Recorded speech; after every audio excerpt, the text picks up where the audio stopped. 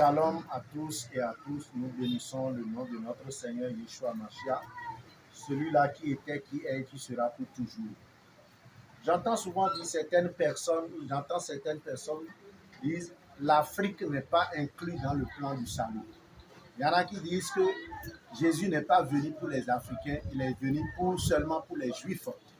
Mais ceux-là n'ont pas compris réellement l'Écriture.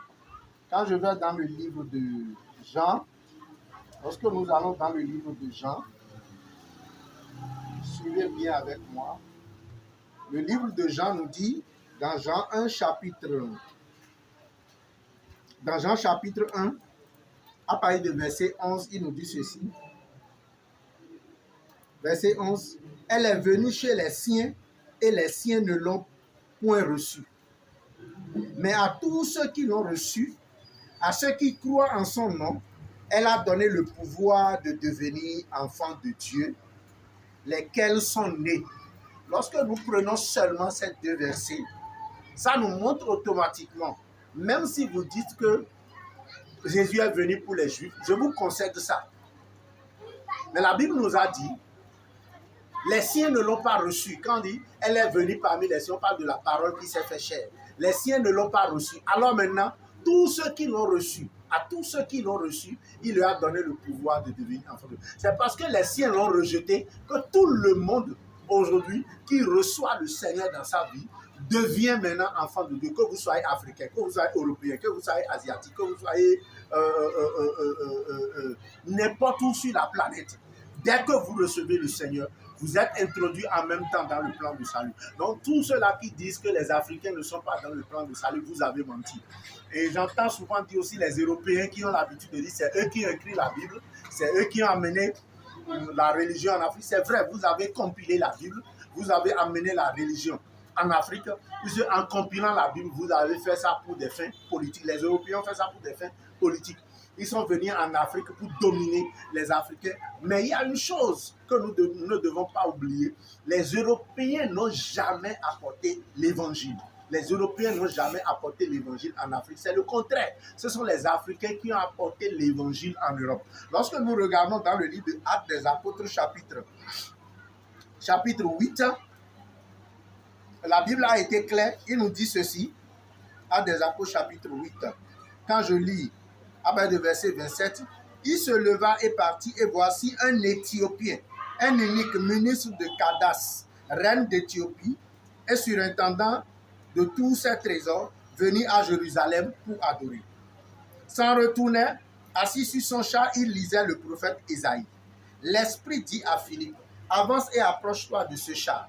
Philippe accourut et entendit l'Éthiopien qui lisait le prophète Ésaïe et lui dit, comprends-tu ce que tu lis?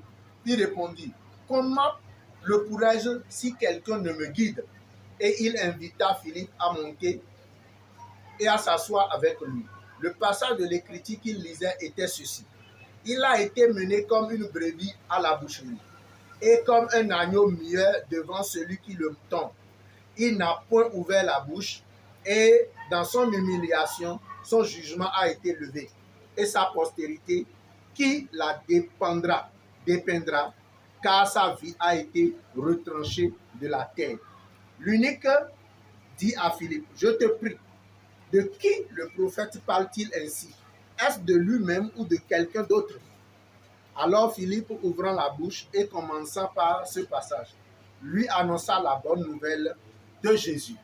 Alléluia.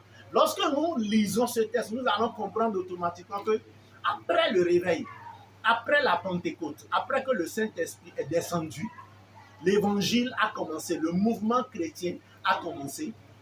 Et la première personne qui a été évangélisée, le premier Africain était un Éthiopien. Les Européens n'étaient pas évangélisés. Et c'est cet Européen-là, c'est cet Éthiopien, qui est venu à Jérusalem pour adorer Dieu. Et il lisait le livre du prophète Ésaïe en ce qui concerne le Christ, mais il ne comprenait pas. Et Philippe, par la puissance du Saint-Esprit, le lui a expliqué. En ce moment-là, le Nouveau Testament n'était pas encore rédigé par les Européens. Donc ça veut dire que l'évangile battait son plein avant même que le Nouveau Testament ne soit rédigé.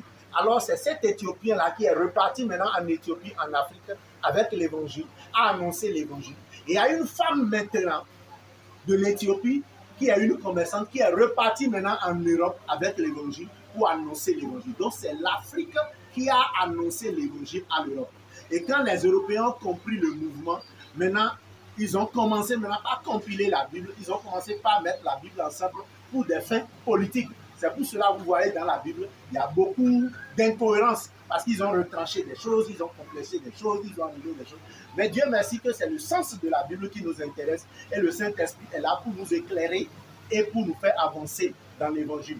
Donc, l'Europe ne dit plus qu'il a évangélisé l'Afrique, mais c'est l'Afrique qui a évangélisé l'Europe. L'Europe a amené la religion, mais l'Afrique détient toujours la chrétienté et la puissance de Dieu. Vive l'Afrique!